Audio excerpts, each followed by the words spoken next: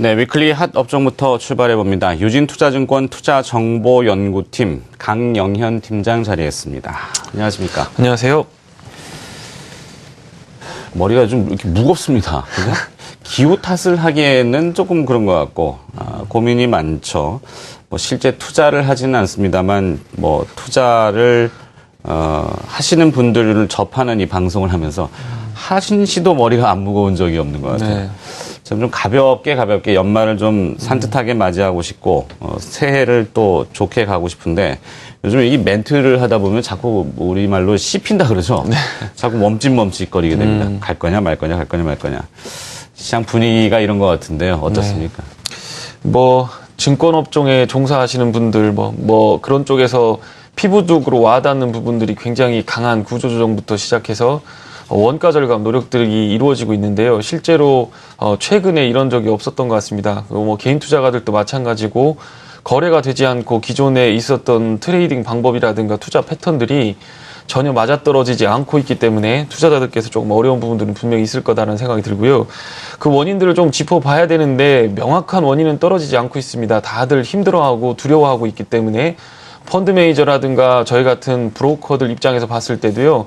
잘못 한번 들어갔다가 순식간에 공매도 맞아서 20%씩 빠지고 이렇게 되면 실제적으로 전문가로서의 입지 자체가 흔들리고 잘못하면 구조조정 대상도 될 수 있고요. 그렇기 때문에 연말을 위시해서 조금 조심하자라는 분위기가 좀 있는 것 같습니다.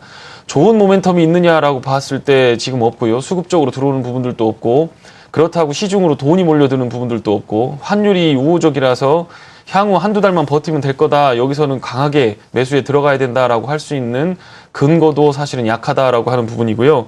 실제로 우리나라는 대체적으로 10이라고 봤을 때 8에서 9 정도가 수출이고 내수가 10, 20 정도 된다고 볼 수가 있고요. 뭐 중간적인 부분에서 매출 구성을 봐야 되겠지만 그렇다고 한다면 80에 담아놓았던 주식들을 팔아서 20으로 간다라는 그 아이디어 자체가 결국에는 모순에 부딪힐 수밖에 없는 상황이고 펀드 매니저들은 그쪽에서 좀 어려움을 겪고 있는 것 같다 이렇게 생각이 들고요.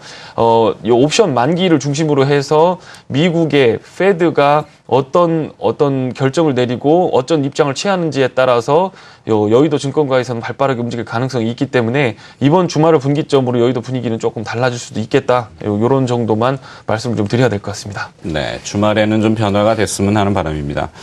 자, 이 핑계 없는 무덤은 없다고 하는데 항상 뭐 시장이 나타나면 거기에 따른 원인은 뒤에 갖다 붙일 수도 있는데 이 정부나 당국은 경기가 점진적으로 좋아지고 있다고 합니다. 네. 근데 실제 이제 서민들의 체감적인 경기는 좋지 않고 있고요. 어느 것이 맞는지는 모르겠습니다만 네. 만약에 체감 경기가 안 좋듯이 이렇다면은 미래가 불투명하고 기업들의 이익은 줄어들 수 있다. 이런 네. 우려가 있지 않습니까? 네. 그게 이제 시장의 발목을 또 좀 잡고 있는 부담 요소인데 네. 이익이 좀 줄어들 것 같은 분야는 어느 쪽일까요? 네, 지금 엊그저께도 보셨으면 알겠지만 IT 부품주들이 갑자기 오전 한때 기사 하나 딱 보면서 그냥 쭉 빠졌었거든요. 그 이유, 핵심적인 이유가 삼성전자의 스마트폰 판매 대수, 그리고 그거에 대한 이익 추정 관련된 부분이 안 좋게 나올 가능성이 있다라는 것이 일부 부품업체에서 나온 얘기가 전 증권사를 통해 돌았습니다. 그렇게 하면서 펀드 매니저나 뭐 애널리스트 매니저들이 어떤 부분에서 자기 입장을 좀 바꾸는 부분들이 분명히 있었고요.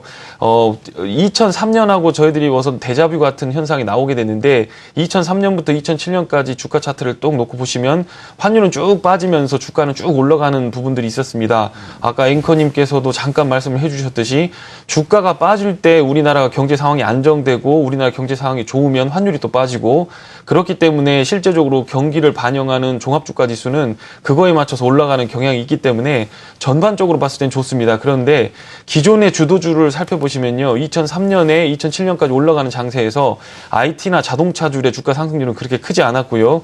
많이 상승한 부분들이 뭐 원자재를 갖다 수입해서 쓰는 부분이라든가 뭐 아연 관련된 부분이라든가 철광석 관련된 부분들도 있었고 물론 중국의 영향을 받는 부분들도 있었지만 환율 관련된 부분으로 환율 하락 수혜주들이 굉장히 큰 폭으로 많이 올라갔던 부분들이 있었고요. 전반적으로 음식료업종이라든가 은행업종 같은 것들은 대표적으로 움직임이 있었던 것 같습니다. 실제적으로 IT 기업들 부품 업체들을 가보면요. 내년 전망에 대해서 지금 계획을 세우기가 좀 난망하다, 어렵다라고 지금 얘기를 하고 있기 있기 때문에요. IT라든가 자동차들 환율에 크게 영향을 받고 실제적으로 세계 경기는 살아나기 때문에 그쪽에서 땡겨주면 분명히 매출은 늘어나야 되지만 판매 단가를 가지고 한국 재무제표에 반영을 할 때 그거에 대해서 탑라인이 좋아지지 않는 부분에 대해서는 투자자들께서 좀 주의를 기울이실 필요가 있지 않나라는 생각을 좀 하고요. 뭐 그동안 많이 좀 투자해서 도외시 됐던 부분들, 화학주라든가 철강주라든가 하는 부분들이 매출 쪽의 성장은 일어나고 있지는 않지만 가격적인 부분에서 바텀라인이라고 하죠. 비용적인 부분이 절감이 되면서 이익이 증가하는 규모로 늘어나고 있기 때문에 그쪽으로 조금 매기는 오고 있는 것 같다. 이렇게 좀 정리를 해드리면 될 것 같습니다. 네. 자, 일부 루머가 또 많이 양산이 되던데요. 악성 루머도 분명히 있는 것 같고요. 네. 진위 여부는 잘 따져보셔야 될 것 같습니다. 네.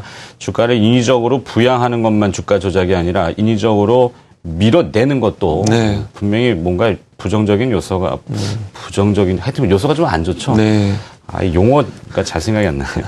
자, 모멘텀이 없으면 만들어라. 요즘 최근에 시장에 산무 뭐 이런 것도 얘기 많이 듣는데요.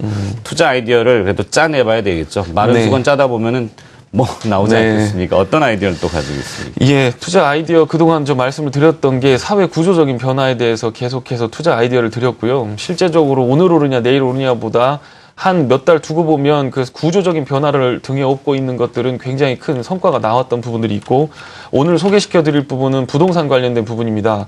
부동산 시장에서도 우리나라가 뭐 선진국이라면 선진국이고 어떤 부분에서 주택 시장 자체가 고착화되면서 나올 수 있는 어떤 투자 아이디어가 있는데요. 그 부분이 바로 리모델링 관련된 법안이 어떤 통과가 됐다는 부분입니다. 그게 실제로 발현이 되고 하는 부분들은 이제 기존 아파트가 20층 정도라고 한다면 그동안에는 리모델링 할 때 그 안에 내부라든가 상하수도 배수라든가 엘리베이터라든가 하는 부분들을 고쳤는데 이제 수직 증축이 가능하다. 거기다 층을 몇 개 더 얹어서 조합원들의 부담을 줄여주는 방향으로 갈 수도 있다라고 하는 부분인데요. 이것은 한번 잘 살펴볼 필요가 있습니다. 핵심적으로 요약을 해본다고 한다면 그동안의 원가 절감을 위해서 건설업체에 물량을 댔던 건자재 업체들에게는 앞으로 몇 년간의 큰 시장이 도래할 수도 있다라고 하는 부분들인데요. 실제적으로 그걸 반영해서 KCC라든가 LG 하우시스라든가 하는 주가들은 바닥을 탈출하고 어느 정도 지금 올라와 있는 상황이긴 합니다. 기존의 어떤 건설 업계의 형태를 한번 본다면요.